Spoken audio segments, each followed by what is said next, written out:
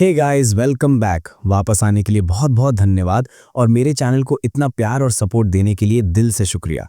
हम आखिरकार एकदम नए सीजन के साथ लौट आए हैं, season 2। And merry Christmas to everyone watching. मुझे सच में उम्मीद है कि आप इस एपिसोड को एंजॉय करेंगे और पूरा एक साथ देखेंगे। और शुरू करने से पहले वीडियो को लाइक करना मत भूलना। मुझे 24 आवर्स के अंदर 6000 लाइक्स चाहिए और हाँ, 6000 कमेंट्स भी। तो नीचे कमेंट करके बताओ हमारी फार्म फैमिली में से तुम्हारा फेवरेट कैरेक्टर कौन सा है। और गुड न्यूज़ ये है कि नए एपिसोड्स हर थर्सडे आने वाले हैं, सो मिस मत करना। ऑलराइट, अब सुनते हैं एक स्पेशल क्रिसमस ग्रीटिंग खुद क्वीन की तरफ से। Merry Christmas, welcome to season 2। तो चलिए इसके साथ let's all smash it what the and let's begin. Episode की शुरुआत होती है एलियन से। वो परेशान दिख रही है, इतनी परेशान कि एक जगह टिक ही नहीं पा रही। वो बेचैनी में इधर उधर टहल रही है, अपने नाखून चबाती हुई, जैसे उसके थॉट्स उसे अंदर से खा रहे हों। जितना वो सोचती है उतना ही लगता है कि उससे एक बहुत बड़ी गलती हो गई है। उसने सियोजन को 67th फ्लोर पर भेज दिया है और वो जगह एक डेथ जोन है। एलियन अपने क्रिस्टल बॉल में देखती है और उसका पेट मरोड़ खाने लगता है। हजारों और हजारों ब्लैक लोकस्ट्स हर तरफ घूमते हुए, एक चलता फिरता तूफान, एक जिंदा नाइटमेयर। और एलियन के दिमाग में बस एक ही ख्याल बार बार चुपता रहता है, क्या सियोजन वहां मर जाएगा? एलियन अपनी आंखें तक झपकने नहीं देती। वो क्रिस्टल बॉल को घूरती रहती है, जैसे सिर्फ उसकी नजरें ही उसे बचा सकती हों। लेकिन फिर वो खुद को संभालती है। वो अपने ग्रैंडफादर को अनब्लॉक करती है। क्रिस्टल बॉल चमकता है और जैसे ही उसके ग्रैंडफादर दिखाई देते हैं, वो तुरंत रोने लगते हैं। उनकी आवाज कांप रही है। वो अपनी ग्रैंड डॉटर से माफी मांगते हैं, गिड़गिड़ाते हैं कि वो सियोजन के साथ फिर कभी गलत बर्ताव नहीं करेंगे। एलियन बिल्कुल भी नरम नहीं पड़ती। अभी वो गुस्से में नहीं है, वो डरी हुई है। एलियन कहती है कि वो उन्हें माफ कर देगी, लेकिन उससे गलती से सियोजन 67th फ्लोर पर चला गया है, जहां हजारों लोकस्ट्स उसका इंतजार कर रहे हैं। वो जानना चाहती है क्या उसके ग्रैंडफादर सियोजन की मदद के लिए कुछ कर सकते हैं। एलियन इस टावर की मैनेजर है और चाहकर भी वो मदद नहीं कर सकती। वो यहाँ फंसी हुई है, वो सिर्फ देख सकती है। उसके ग्रैंडफादर काइजर चुप हो जाते हैं।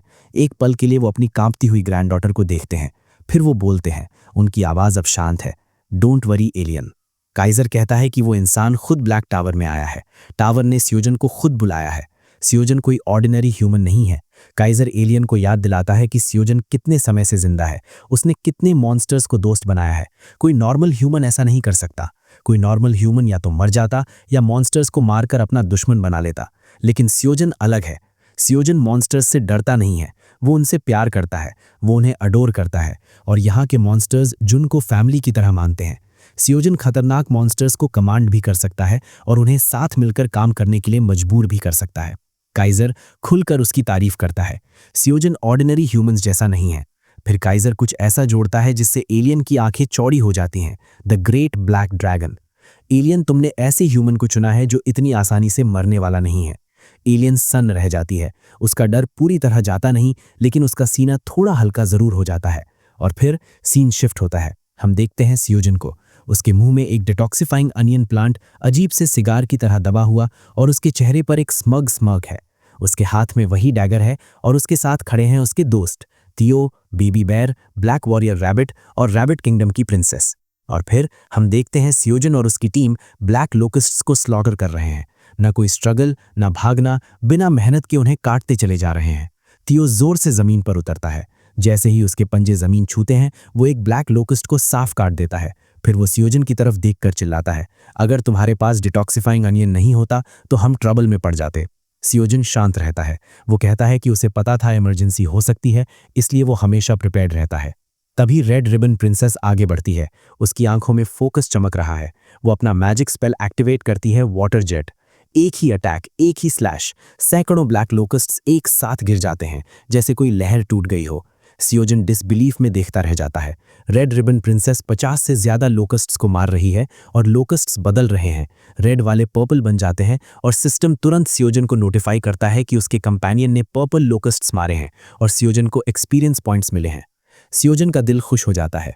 वो खुश है, ये फाइट शायद उसे फाइनली लेवल अप करने का मौका दे दे।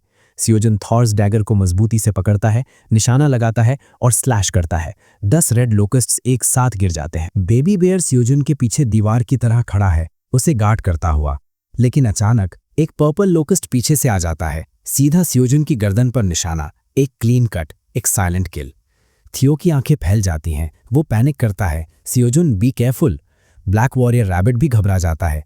लेकिन सियोजुन बस मुस्कुरा देता है, एक स्मग फियरलेस स्माइल, मुंह में अभी भी हरी अनियन सिगार की तरह, जैसे वो किसी पार्क में टहल रहा हो। It's okay. तभी सियोजुन के शरीर से एक ब्लू ऑरा निकलता है। पर्पल लोकस्ट शॉक में फ्रीज हो जाता है और अगले ही पल Seojun enters super Saiyan blue mode. उसके शरीर से एक नीली आग फूट पड़ती है, न छोटी न जेंटल, वो उसके चारों तरफ फैल जाती है जैसे डिवाइन एक्सप्लोजन, और सैकड़ों पर्पल लोकस्ट राख बन जाते हैं। फ्लेम इतनी स्ट्रांग है कि थियो और रेड रिबन प्रिंसेस दूर से ही उसकी प्रेजेंस महसूस करते हैं। थियो इतना शॉक्ड है कि उसका मुंह खुला रह जाता है, लगभग लार टपकने वाली। रेड रिबन प्रिंसेस भी स्टन्ड है, उसे भी यकीन नहीं हो रहा कि वो क्या देख रही है। सियोजुन अपने ऑरा के साथ फार्मिंग जारी रखता है, डैगर जैसे जिंदा हो, वापस लौटता है और रास्ते में और लोकस्ट्स काटता चला जाता है। 50-60 पर्पल लोकस्ट्स ऐसे कट जाते हैं जैसे कागज हों। सियोजुन कामली कहता है कि वो व्हाइट फ्लेम गार्डियन से लेकर आया है, वो प्रिपेयर्ड था। आखिरकार डैगर वापस उसके हाथ में आ जाता है। सियोजुन फिर से स्मग करता है, डिटॉक्सिफाइंग अनियन को ठीक करता है और कहता है, अब मैं यहाँ सबसे कमजोर नहीं हूँ। बेबी बेयर एक्साइटमेंट से फट पड़ता है, उसकी आंखें फायरवर्क्स की तरह चमकती हैं। वो गर्व से चिल्लाता है, माय डैड इज ऑसम। और कहीं दूर आइलैंड का क्रिस्टल बॉल चमकता रहता है, उसे सच्चाई दिखाते हुए। सियोजुन डेथ जोन में फंसा नहीं है, लोकस्ट्स उसके साथ फंसे हुए हैं। उस कूल ओरा को देखने के बाद बेबी बेयर पूरे एक्साइटमेंट में चिल्लाता रहता है, सियोजुन को ऑसम बुलाता हुआ। रेड रिबन प्रिंसेस, जो सच में मानती है कि सियोजुन एक ब्लैक ड्रैगन है, ऑ में उसे देखती है और गहरे सम्मान के साथ कहती है, एक महान ब्लैक ड्रैगन से और क्या उम्मीद की जा सकती है। फिर उसका एक्सप्रेशन थोड़ा उदास हो जाता है। वो कहती है, अगर सियोजुन उस वक्त वहां होता जब उसका किंगडम डिस्ट्रॉय हो रहा था, तो शायद उसका किंगडम कभी गिरता ही नहीं। लेकिन इसके बाद भी प्रॉब्लम खत्म नहीं हुई है। सियोजुन ऊपर देखता है और जो वो देखता है उससे उसका पेट कस जाता है। हजारों और हजारों ब्लैक लोकस्ट्स हवा में घूम रहे हैं जैसे जिंदा धुंध। सियोजुन और उसकी टीम पर्पल लोकस्ट्स मारते जा रहे हैं, लेकिन नंबर्स कम नहीं हो रहे, अनलिमिटेड लगते हैं। थियो सबसे पहले नोटिस करता है। वो कहता है कि चाहे वो कितने भी पर्पल लोकस्ट्स मार ले, ये खत्म नहीं होंगे। डिटॉक्सिफाइंग अनियन प्लांट्स लिमिटेड हैं, प्रॉब्लम स्ट्रेंथ नहीं है। वो पर्पल लोकस्ट्स को हरा सकते हैं, लेकिन पॉइजन, अगर अनियन खत्म हो गई तो सब पॉइजन से मर जाएंगे। ब्लैक वॉरियर रैबिट अग्री करता है, बेबी बेयर भी अग्री करता है, सियोजुन भी अग्री करता है। सियोजुन अपने कंपेनियंस को ध्यान से देखता है, उनकी सांसें भारी हो रही हैं, मूवमेंट्स धीमी पड़ रही हैं, वो थक रहे हैं। सियोजुन दांत भींचता है, वो सोचता है कि वो इतना स्ट्रांग नहीं है कि हर पर्पल लोकस्ट को मिनटोर और आयोना की तरह मार सके। वो सोचता है काश आयोना यहाँ होती। तभी सियोजुन के दिमाग में एक अजीब आइडिया आता है, उसकी आंखें तेज हो जाती हैं। सियोजुन जल्दी से इन्वेंट्री से एक की निकालता है और उसी की के साथ उसके दिमाग में एक प्लान बन जाता है। सियोजुन कुछ करने वाला ही होता है कि बहुत सारे पर्पल लोकस्ट्स उस पर टूट पड़ते हैं उसे मारने के लिए। सियोजुन इंस्टेंटली रिएक्ट करता है, वो की इस्तेमाल करता है और ठीक सामने एक डोर खोल देता है, वही डोर जहां उसे गोल्डन बैट मिला था, वही मिस्टीरियस डोर जो सियोजुन को स्काईरिम ने दिया था। सियोजुन उसे एक्टिवेट करता है, डोर खुलता है और जोर से बंद होता है। पर्पल लोकस्ट्स डोर के इम्पैक्ट से कुचल जाते हैं, वहीं मर जाते हैं। सियोजुन जोर जोर से डोर पर नॉक करता है, वो आयोना का नाम पुकारता है, क्योंकि आयोना पहले इस रूम के अंदर गई थी इसे बेहतर बनाने के लिए। और अगर सियोजुन की थ्योरी सही है तो आयोना अभी भी अंदर होनी चाहिए। और सच में सियोजुन सही था, आयोना वहां है। आयोना डोर से बाहर आती है और तुरंत नाक सिकोड़ती है। हवा में पॉइजन की स्मेल है। वो कहती है, यहाँ इतना पॉइजन क्यों है? सियोजुन उसे तुरंत रोक देता है, एक्सप्लेन करने का टाइम नहीं है, बाद में बताऊंगा, पहले पर्पल लोकस्ट्स को मार सकती हो। आयोना सियोजुन के आगे देखती है और उसकी आंखें फैल जाती हैं। हजारों और हजारों पर्पल लोकस्ट्स टाइडल वेव की तरह उनकी तरफ आ रहे हैं। वो थियो को भी देखती है और थियो को चोट लगने का ख्याल ही उसे भड़का देता है। उसका एक्सप्रेशन फियर्स हो जाता है, वो गुस्से में आ जाती है। वो कहती है, मैं थियो को हर्ट नहीं होने दूंगी, एक स्क्रैच भी नहीं। आयोना अपना हाथ उठाती है और सबसे dangerous area of attack spells में से एक एक्टिवेट करती है, इलेक्ट्रिक शॉक। एक सिंगल स्ट्राइक एक पर्पल लोकस्ट को लगता है और फिर चेन रिएक्शन फैल जाता है। इलेक्ट्रिसिटी एक लोकस्ट से दूसरे में, दूसरे से तीसरे में, तीसरे से चौथे में, और तेज, जब तक शॉक पूरी स्वॉर्म में बिजली की कर्स की तरह दौड़ नहीं जाता। पर्पल लोकस्ट्स फटने लगते हैं, उनके शरीर फायर क्रैकर्स की तरह एक्सप्लोड हो जाते हैं, पीसेस हर तरफ उड़ते हैं, वाइल्ड, ब्रूटल, और समहाउ ये न्यू ईयर या क्रिसमस फायर क्रैकर शो जैसा लगता है, डरावना लेकिन खूबसूरत। सियोजुन अजीब से चेहरे से देखता है, बेबी बेयर मुंह खोले देखता है, थियो ऐसे देखता है जैसे कोई मिरेकल देख रहा हो। रेड रिबन प्रिंसेस भी स्टन्ड है, और यहाँ तक कि ब्लैक वॉरियर रैबिट भी बुरी तरह ब्लश कर रहा है, क्योंकि उसका ध्यान लोकिस्ट्स पर है ही नहीं। उसका पूरा फोकस रेड रिबन प्रिंसेस के चेहरे और उसके रैबिट केक्स पर है। ब्लैक वॉरियर रैबिट को प्यार हो गया है। डैम, व्हाट अ गाय। सियोजुन को राहत की एक लहर महसूस होती है। वो आयोना को थैंक करने ही वाला था, लेकिन उसी पल सिस्टम नोटिफाई करता है।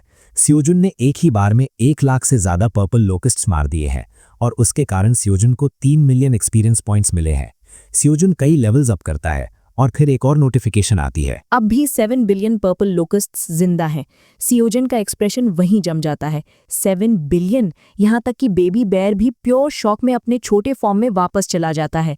वहीं दूसरी तरफ ब्लैक वॉरियर रैबिट अब भी रेड रिबन प्रिंसेस को घूर रहा है, बिल्कुल बेहया।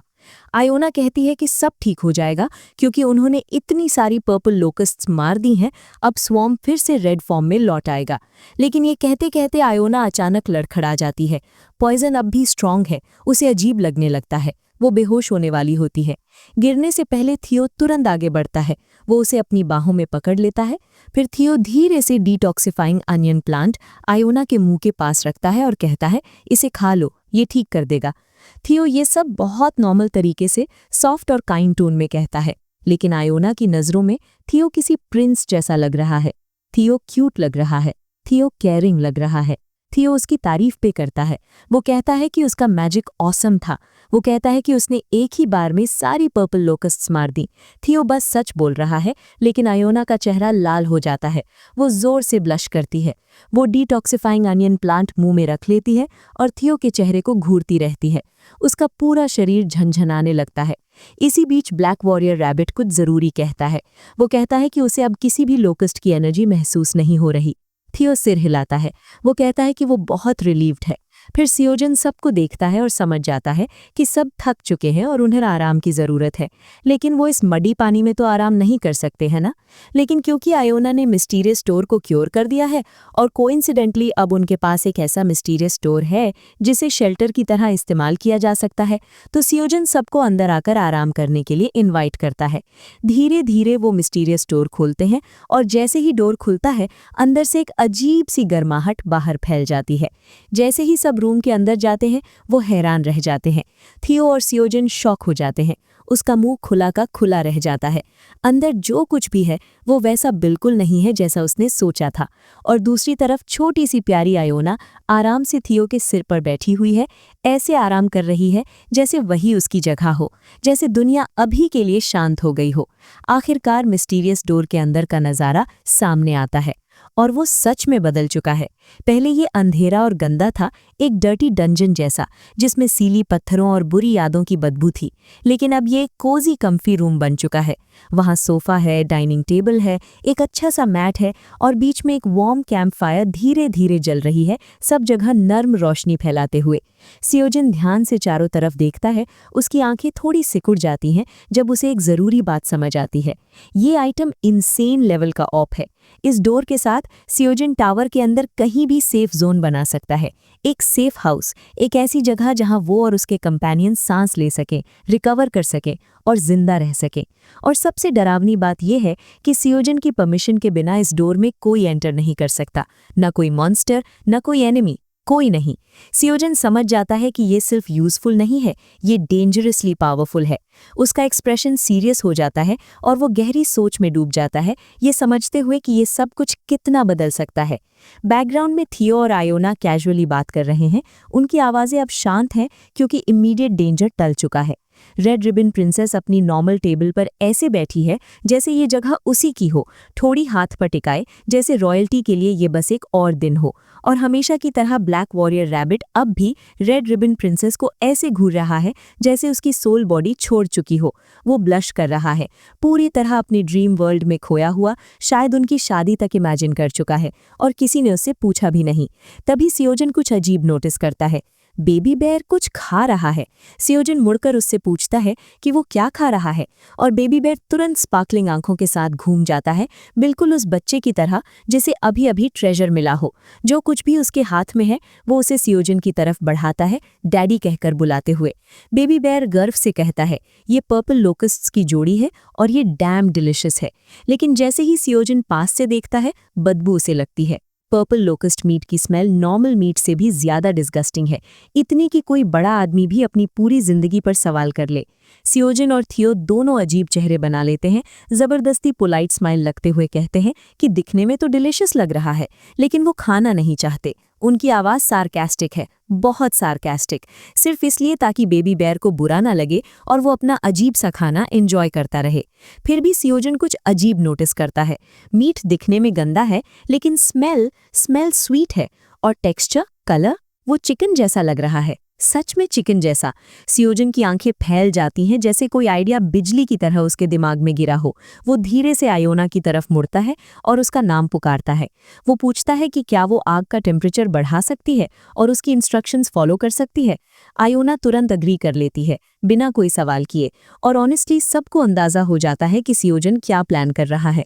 हाँ, सियोजन लोकस्ट को पकाने वाला है, बिल्कुल ऐसे इंसान की तरह जिसने मान लिया है कि टावर में जिंदगी बस सर्वाइवल है, एक्स्ट्रा सीजनिंग के साथ। सीन थोड़ी देर के लिए बाहर दिखाता है, जहां लोकस्ट के ढेर पड़े हैं और मिस्टीरियस डोर के अंदर से एक अनबिलीवेबल डिलीशियस स्मेल बाहर रिसने लगती है। फिर हम सेफ हाउस के अंदर लौटते हैं और वो रिच स्मेल पूरे रूम में स्पेल की तरह फैल जाती है। ब्लैक वॉरियर रैबिट आंखें बंद करके गहरी सांस लेता है। रेड रिबन प्रिंसेस भी आंखें बंद कर लेती है, बिल्कुल गॉर्मे क्वीन की तरह एंजॉय करते हुए। सियोजुन का मुंह बिना एहसास के ही पानी से भर जाता है। बेबी बियर का मुंह तो झरने की तरह बह रहा है। उसका शरीर एक्साइटमेंट में कांप रहा है। वो उछल कूद कर रहा है, खाने की भीख मांगता हुआ, एक छोटा सा वॉरियर जिसने अभी वॉर खत्म की हो और अब डिनर मांग रहा हो। सियोजुन लोकस को अच्छे से साफ करता है, सारी मिट्टी, सारी गंदगी और जो भी पॉइजन बचा हो सकता है सब हटा देता है। वो मीट को आग पर रखता है और बारबेक्यू की तरह पकाने लगता है, पास में डिटॉक्सिफाइंग प्लांट्स रखते हुए ताकि कोई टॉक्सिन ना बचे। जैसे ही लोकस्ट मीट सिजलिंग करने लगता है, स्मेल और भी स्ट्रांग हो जाती है, वार्म, स्मोकी और अजीब तरह से टेम्पटिंग। और उसी पल सिस्टम नोटिफिकेशन आता है। वो अनाउंस करता है कि बेबी बियर पहला व्यक्ति है जिसने पर्पल लोकस्ट को रोस्ट करके एडिबल बनाया, लेकिन ये भी कंफर्म करता है कि सियोजुन ने सक्सेसफुली पॉइजन हटा दिया है और इसे सबके लिए सेफ बना दिया है। तुरंत एक और नोटिफिकेशन आता है, सियोजुन का कुकिंग लेवल बढ़ गया है, कुकिंग लेवल 4। अब उसके फूड इफेक्ट्स एनहांस्ड होंगे। फिर सिस्टम फिर से नोटिफाई करता है, सियोजुन ने एक डिश बनाई है, ग्रिल्ड पर्पल लोकस्ट डिश। इसे खाने के बाद किसी को पॉइजन महसूस नहीं होगा। ये सॉफ्ट है, टेस्टी है और बॉडी के लिए अच्छी है। और सबसे इंपॉर्टेंट, जो भी इसे खाएगा उसे डिटॉक्सिफाइंग अनियन प्लांट से भी ज्यादा स्ट्रॉन्ग पॉइजन रेजिस्टेंस मिलेगी। सियोजुन नोटिफिकेशंस को घूरता है, फिर ग्रिल्ड लोकस्ट मीट को देखता है। उसके चेहरे पर एक धीमी कॉन्फिडेंट स्माइल फैल जाती है, क्योंकि इस टावर में यहां तक कि डेथ जोन भी डिनर टेबल बन सकता है। और आज रात लोकस्ट्स हंटर्स नहीं है, वो मेन्यू है। सियोजुन खुद यकीन नहीं कर पा रहा, उसने सच में ग्रिल्ड पर्पल लोकस्ट डिश बना ली है और उसमें पॉइजन रेजिस्टेंस का इफेक्ट भी है। लेकिन ऑनेस्टली सियोजुन को अभी पॉइजन रेजिस्टेंस की जरा भी परवाह नहीं है। वो स्टैट्स के बारे में नहीं सोच रहा, वो खाने के बारे में सोच रहा है। सियोजुन शांति से स्क्यूअर से ग्रिल्ड मीट निकालता है। उसकी आंखें हल्की सी चमकती हैं और सबको बताता है कि अब टाइम आ गया है। सब मीट को घूरते हैं जैसे कोई मिरेकल हो या कोई ट्रैप। बेबी बियर लेकिन जरा भी नहीं हिचकिचाता। वो पहले से ही ऐसे खा रहा है जैसे उसकी जिंदगी उसी पर टिकी हो। थियो वैसा नहीं है। थियो अब भी वही डिस्गस्टेड फेस बना रहा है, क्योंकि उसे लोकस्ट पसंद नहीं है, वो इंसेक्ट्स हैं। और थियो ने अपनी आंखों से देखा है कि वो कितने नास्टी थे। थियो मानता है कि मीट दिखने में अच्छा है, स्मेल भी अच्छी है, लेकिन वो अपने दिमाग से लोकस्ट्स के रेंगने की इमेज नहीं निकाल पा रहा। थियो कुछ और कह पाता उससे पहले ही बेबी बियर तुरंत मीट छीन लेता है और कहता है कि अगर थियो नहीं खाएगा तो वो खा लेगा। सियोजुन उसे रोकने ही वाला होता है, ये कहने के लिए कि ये बहुत गर्म है, लेकिन देर हो चुकी होती है। बेबी बियर बिना सोचे पकड़ लेता है और उसके पंजे तुरंत जलने लगते हैं। वो पैनिक करता है, मीट को हवा में उछाल देता है और ऑलमोस्ट सेफ हाउस के अंदर एक नया फायरवर्क शो बना देता है। लेकिन क्योंकि बेबी बियर का पंजा मोटा और मजबूत है, वो मीट को फिर से धीरे धीरे पकड़ लेता है, बहुत धीरे, एक बहादुर सोल्जर की तरह जो चिल्लाना नहीं चाहता। फिर वो जोर से फूंक मारता है, अपने गाल फुलाते हुए उसे ठंडा करने के लिए। और जैसे ही वो थोड़ा ठंडा होता है, बेबी बियर एक बड़ा सा बाइट ले लेता है। मीट का अंदरूनी हिस्सा अनबिलीवेबल जूसी दिखता है, टेंडर, स्टीमिंग और ग्लॉसी। बस देखकर ही साफ है, ये मीट इंसेनली सॉफ्ट और डिलिशियस है। बेबी बियर प्योर हैप्पीनेस के साथ चबाता है और जैसे ही टेस्ट उसे लगता है, वो ऑलमोस्ट हेवन पहुंच जाता है। उसकी आंखें तारों की तरह चमकती हैं, उसका पूरा शरीर रिलैक्स हो जाता है और वो और तेज खाने लगता है, जैसे यूनिवर्स उसे छीन लेगा। सियोजुन और थियो डिसबिलीफ में उसे देखते हैं। बेबी बियर इतना अच्छे से खा रहा है कि यहां तक कि थियो, लोकस्ट हेटर, भी थोड़ा ड्रूल करने लगता है। अयोना भी घूर रही है, ब्लैक वॉरियर रैबिट भी भूखा है। सब सच मानने लगते हैं। किसी को भी लोकस्ट मीट खाना नहीं था, लेकिन जिस तरह बेबी बियर इसे दुनिया की सबसे बेस्ट चीज की तरह खा रहा है, उसे देखकर अब कोई खुद को नहीं रोक पा रहा। वो थके हुए हैं, भूखे हैं और उन्हें खाना चाहिए। सियोजुन गर्मजोशी से मुस्कुराता है और कैंप फायर से बाकी स्क्यूअर्स निकालता है। सबको ग्रिल्ड लोकस्ट मीट ऑफर करता है। सब हाथ बढ़ाते हैं और शालीनता से टुकड़ा लेते हैं, अब भी थोड़े सस्पिशियस लेकिन बेहद टेम्प्टेड। सियोजुन एक पल के लिए रुकता है और चुपचाप भगवान से इस मील के लिए प्रार्थना करता है, क्योंकि इस पॉइंट पर टावर में सर्वाइव करना ही किसी मिरेकल से कम नहीं लगता। आखिरकार सियोजुन खुद भी एक बाइट लेता है। सब एक साथ बाइट लेते हैं और उनकी आंखें फैल जाती हैं। टेस्ट माउथ वाटरिंग है, डिलिशियस है, शॉकिंगली डिलिशियस। चिकन जितना सॉफ्ट, बारबेक्यू जितना जूसी और अनियन लीफ और प्लांट की स्पाइसी किक इसे और भी बेहतर बना देती है। सब आधे सेकंड के लिए फ्रीज हो जाते हैं, फिर खाना शुरू कर देते हैं। सीरियसली, बेबी बियर तो पहले से ही हेवन में है और अब सब उसके साथ जुड़ जाते हैं। सेफ हाउस एक फीस्ट में बदल जाता है। गर्माहट, चबाने की आवाजें, सेटिस्फाइड सांसें और लंबे बैटल के बाद की खुशी से भरा हुआ। लेकिन मिस्टीरियस डोल के बाहर वो डिलिशियस स्मेल अब भी बाहर फैल रही है और हम देखते हैं 3 मिस्टीरियस बींग्स वहां बैठे हुए हवा को सूंघते हुए। वो क्रीपी टोन में बोलते हैं, उनकी आंखें भूख से चमक रही हैं। कहते हैं कि ये जो भी है, इसकी स्मेल बहुत डिलिशियस है। वो सोचते हैं कि क्या उन्हें भी इसे खाना चाहिए। और गाइज, अगर आपने अभी तक सब्सक्राइब नहीं किया है तो प्लीज सब्सक्राइब कर लो सपोर्ट के लिए और लाइक गोल पूरा करने में मदद करो। मुझे पता है you homies can do it. Alright, अब वापस स्टोरी पर चलते हैं। फिर हम देखते हैं Seojun, baby bear, black warrior rabbit और रेड रिबन प्रिंसेस सब अपनी पीठ के बल सो रहे हैं, आयोना के साथ शांति से आराम करते हुए। सेफ हाउस गर्म है, शांत है, बिल्कुल काम। टावर के अंदर कंफर्ट का एक छोटा सा आइलैंड। सब बैटल से थके हुए हैं। खाना खाने के बाद उनके शरीर आखिरकार रिलैक्स हो गए हैं। लेकिन थियो को नींद नहीं आ रही। उसका पेट भरा हुआ है, उसका दिमाग एक्टिव है और वो डिसाइड करता है कि वो थोड़ी देर वॉक पर जाएगा। थियो बाहर निकलता है और स्ट्रेच करता है, सोचते हुए कि इतना खाना खाने के बाद थोड़ा चलना उसे बेटर फील कराएगा। वो कैजुअली चलता है, उसकी टेल हिलती हुई, पूरी तरह अनअवेयर कि एक शैडो उसका इंतजार कर रही है, डोर के पीछे छुपी हुई। थियो को जरा भी आइडिया नहीं है कि कोई उसके सिर पर कपड़ा डालकर उसे किडनैप करने वाला है, जैसे वो कोई स्नैक डिलीवरी हो। लेकिन थियो कुछ सेंस कर लेता है। उसके कैट इंस्टिंक्ट्स चीख उठते हैं कि कुछ गलत है। वो तेजी से मुड़ता है, बहुत देर हो चुकी होती है। एक मिस्टीरियस बीइंग अचानक थियो के सिर पर कपड़ा डाल देता है और उसे उसके चेहरे के चारों तरफ कस देता है। थियो चिल्लाने की कोशिश करता है, लेकिन वो क्रीचर उसका चेहरा सीधे पानी में धकेल देता है। थियो पैनिक करता है, बेतहाशा छटपटाता है, लेकिन उसकी आवाज बाहर नहीं निकलती। उसका शरीर स्ट्रगल करता है, लेकिन कपड़ा बहुत टाइट है, इतना टाइट कि हम कपड़े के ऊपर से उसकी आंखों और मुंह की आफ्टर इमेज तक देख सकते हैं। आखिरकार मिस्टीरियस क्रीचर खुद को दिखाता है। वो एक फ्रॉग जैसा है, जिसके सिर पर एक चमकता हुआ जेम लगा है। थियो चिल्लाने की कोशिश करता है, यू बास्टर्ड, मुझे छोड़ दो, लेकिन कोई आवाज नहीं निकलती। जेम वाला फ्रॉग गुस्से में थियो को अब्यूज करने लगता है। वो कहता है कि थियो की वजह से उसके काउंटलेस कॉमरेड्स मर गए। वो थियो और उसके दोस्तों को ब्लेम करता है, कहता है कि वही ये सारे खतरनाक इंसेक्ट स्वैम्प में लेकर आए हैं। फ्रॉग सब कुछ गलत समझ रहा है और सोचता है कि लोकस्ट डिजास्टर की वजह थियो है। थियो डेस्परेटली एक्सप्लेन करने की कोशिश करता है कि उन्होंने इंसेक्ट्स यहां नहीं लाए, लेकिन वो बोल ही नहीं पा रहा। उसका मुंह पूरी तरह ढका हुआ है। थियो रोने लगता है, कांपने लगता है, उन्हें छोड़ देने की भीख मांगता है। वो खुद को काम करने की कोशिश करता है और कहता है कि वो एक मिड लेवल वॉन्डरिंग मर्चेंट है, लेकिन जेम वाला फ्रॉग मानने से इनकार कर देता है। फ्रॉग उस पर झूठ बोलने का इल्जाम लगाता है, पूछता है कि कौन सा वॉन्डरिंग मर्चेंट नाविया स्वैम्प में दिखाई देगा। मर्चेंट्स तो टाउन्स में सामान बेचते हैं, पॉइजनस पानी में भटकते नहीं। तभी 2 और जूल फ्रॉग्स आते हैं, उनके सिर पर भी जेम्स लगे हैं। वो पहले फ्रॉग को रोकते हैं, उसे काम डाउन करने को कहते हैं और बताते हैं कि वो थियो को अब नुकसान नहीं पहुंचाएंगे। उनकी नज़र थियो की गर्दन पर लगे मर्चेंट बैच पर पड़ती है। जैसे ही वो उसे देखते हैं, जेम वाला फ्रॉग आखिरकार कपड़ा ढीला करता है और थियो को छोड़ देता है। थियो जमीन पर गिर जाता है, जोर जोर से सांस लेते हुए, डरा हुआ, उस जगह अनकंट्रोलेबली कांपता हुआ। और गाइज, मैं आपको एक बात बताता हूं, ये सच में ट्रू है। कुछ दिन पहले मेरी कैट थियो गलती से घर से बाहर निकल गई थी और मुझे वो गार्डन में मिली थी। वो डर के मारे एक ही जगह कांप रही थी। मैं इस सीन से पूरी तरह रिलेट कर सकता हूं। ऑलराइट, अब वापस स्टोरी पर चलते हैं। पर्पल जूल फ्रॉग थियो से पूछता है कि एक वॉन्डरिंग मर्चेंट नाविया स्वैम्प में क्या कर रहा है। ग्रीन जूल फ्रॉग शक से आंखें सिकोड़ता है और कहता है कि शायद मर्चेंट बैज फेक हो। थियो जोर से कहने की कोशिश करता है कि ये एक बहुत बड़ा मिसअंडरस्टैंडिंग है। वो एक्सप्लेन करता है कि वो यहाँ पर्पल लोकस्ट्स को मारने और जूल फ्रॉग्स को बचाने आए हैं। थियो गर्व से अनाउंस करता है कि वो ग्रेट ब्लैक ड्रैगन का डायरेक्ट सबऑर्डिनेट है। जैसे ही थियो ग्रेट ब्लैक ड्रैगन बोलता है, तीनों फ्रॉग्स फ्रीज हो जाते हैं। उनकी आंखें शॉक से फैल जाती हैं। उनके शरीर ऐसे सख्त हो जाते हैं जैसे किसी ने मौत को समन कर लिया हो।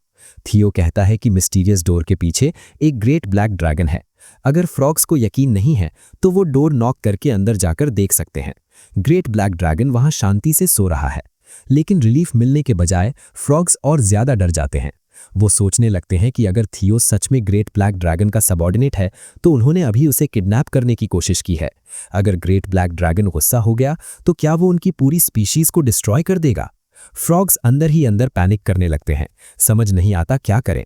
लाइट ग्रीन फ्रॉग कहता है कि उन्हें हेल्प चाहिए, क्योंकि उन्हें जरा भी आइडिया नहीं है कि इस सिचुएशन को कैसे हैंडल करना है। तो तीनों फ्रॉग्स एक फैसला लेते हैं। वो थियो को अपने लॉर्ड जेरियन के पास ले जाने का डिसाइड करते हैं। थियो को पता भी नहीं कि ये लॉर्ड जेरियन कौन है, और प्रोटेस्ट करने से पहले ही उन्हें एक लकड़ी की स्टिक पर उल्टा लटकाकर ऐसे उठाकर ले जाने लगते हैं जैसे पकड़ी हुई मछली हो। थियो जोर जोर से चिल्लाता है। सियो जुन से हेल्प मांगता है, चिल्लाता है कि उसका प्रेशियस पार्टनर किडनैप हो रहा है। हेल्प हेल्प, बट स्यूजन डोर के अंदर से कुछ भी नहीं सुनता। असल में स्यूजन आराम से सो रहा है, अपने कान खुजाते हुए, जैसे ये धरती की सबसे सेफ जगह हो। उसे जरा भी पता नहीं कि थियो को ट्रैजिक कॉमेडी सीन की तरह घसीटा जा रहा है। सीन फिर थियो पर शिफ्ट होता है। वो अब भी उल्टा बंधा हुआ है, झूलता हुआ। फ्रॉग्स उसे किसी अननोन जगह ले जा रहे हैं। थियो गुस्से में चिल्लाता है कि वो फ्यूचर मर्चेंट किंग है, वो ग्रेट ब्लैक ड्रैगन का सबऑर्डिनेट भी है। उसे रिस्पेक्ट के साथ ट्रीट किया जाना चाहिए और उसे अभी नीचे उतारना चाहिए। थियो इतना चिल्लाता है कि फ्रॉग्स इरिटेट हो जाते हैं और आखिरकार उसे नीचे फेंक देते हैं। थियो दर्द से चीखता है, जमीन पर नाटकीय तरीके से लुढ़कता है, फिर तुरंत ऐसे चिल्लाने लगता है जैसे कुछ हुआ ही ना हो। लाइट ग्रीन फ्रॉग आखिरकार थियो को खोल देता है और माफी मांगता है। फ्रॉग मानता है कि उन्हें थियो के साथ इतना बुरा बिहेव नहीं करना चाहिए था, लेकिन उन्होंने अपनी पॉपुलेशन का लगभग 70% खो दिया है। लाइट ग्रीन फ्रॉग कहता है कि उसके पेरेंट्स भी लोकस्ट्स की वजह से मारे गए। इसी वजह से उन्हें लगा कि थियो और उसका ग्रुप लोकस्ट्स को यहाँ लाया है। थियो शॉक हो जाता है। वो कहता है कि ये सच नहीं है। वो कहता है कि वो यहाँ लोकस्ट्स को मारने और सबको बचाने आया है।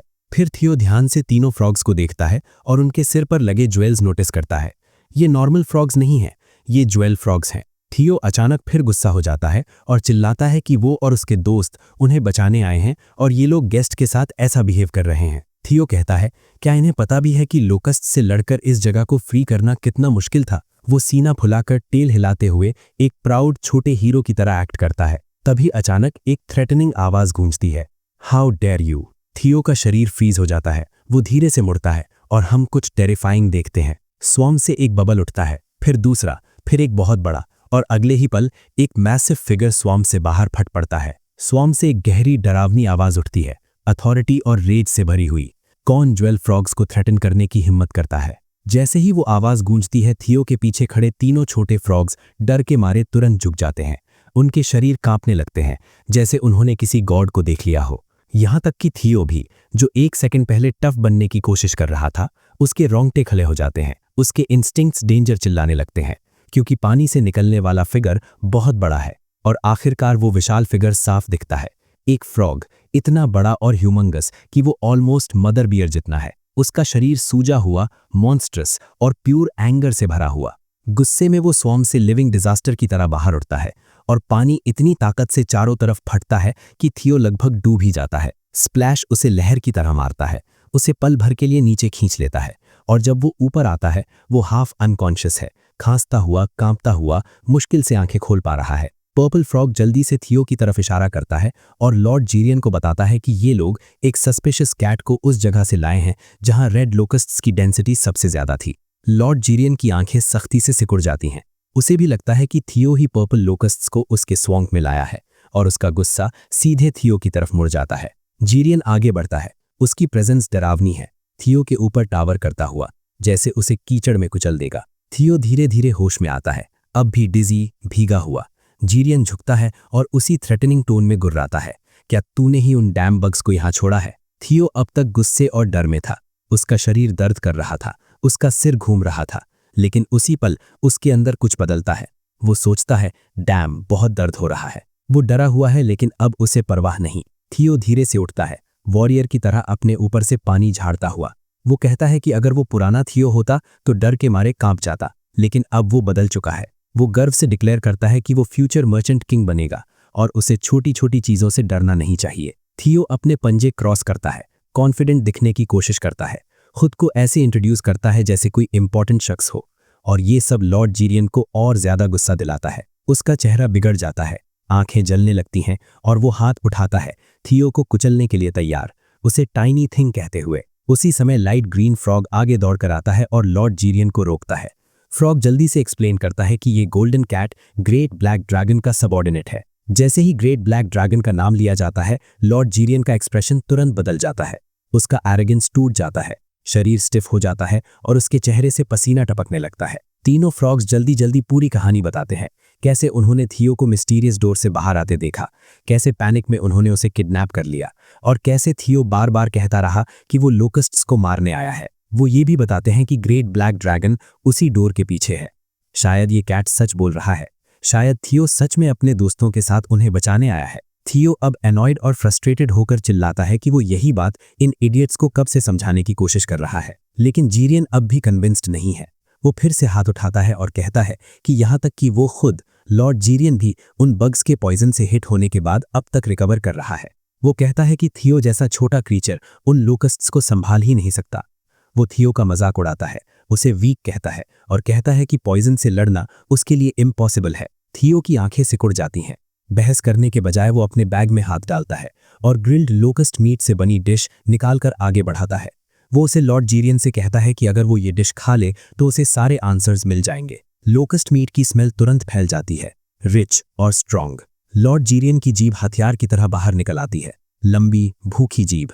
वो थियो के पंजे से मीट छीनता है और एक ही बार में निगल लेता है। लाइट ग्रीन फ्रॉग वॉर्न करने की कोशिश करता है कि उसके लॉर्ड को ऐसी सस्पिशियस चीज नहीं खानी चाहिए, लेकिन बहुत देर हो चुकी होती है। लॉर्ड जीरियन उसे खाता है और अचानक उसका शरीर कांप उठता है। वो अपना पेट पकड़ता है और कीचड़ में गिर जाता है, भारी भारी सांसें लेते हुए। और फिर कुछ अनबिलीवेबल होता है, उसका पूरा शरीर चमकने लगता है, इतना तेज कि थियो और तीनों फ्रॉग्स बिना पलक झपकाए देखते रह जाते हैं।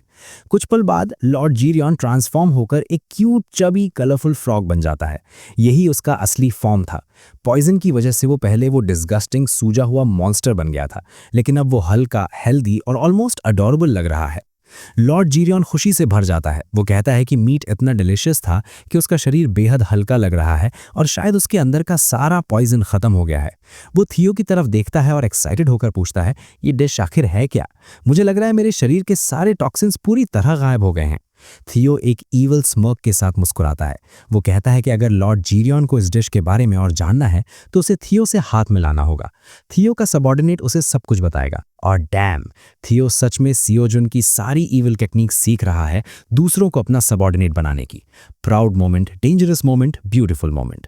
सीन फिर एक और बैटलफील्ड पर शिफ्ट होता है। हम देखते हैं लिजर्ड मैन पर्पल लोकस्ट को एक एक करके मार रहा है, लेकिन हर बार जब वो एक को मारता है, एक थिक पॉइजन मिस्ट फटकर बाहर निकलती है।